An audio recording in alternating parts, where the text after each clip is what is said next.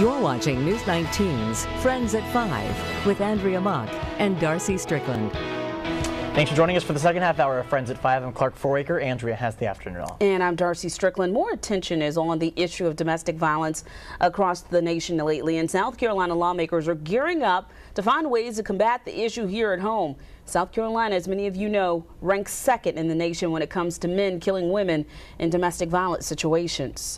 Tomorrow, representatives from legal, law enforcement, education, and advocacy communities will speak before lawmakers about the problem.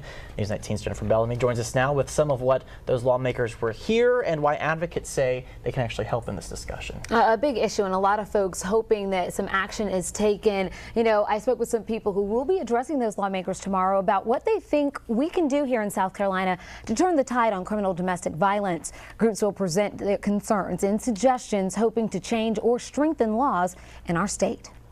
More and more attention is being shown to our state's problems with criminal domestic violence.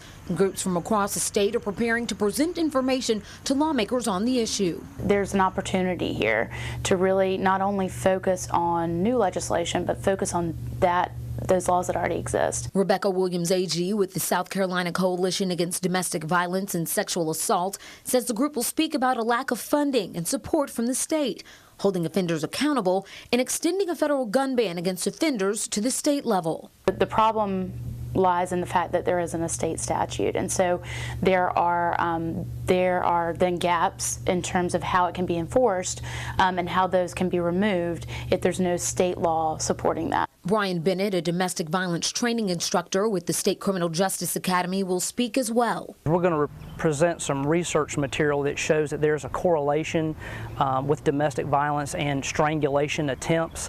There's a high rate of fatality with those repeated acts. Both Bennett and Williams AG say that bringing various groups connected to the issues of domestic violence could be a step in the right direction to changing the trend in South Carolina. Most of what we do is directed by what state statute allows us to do.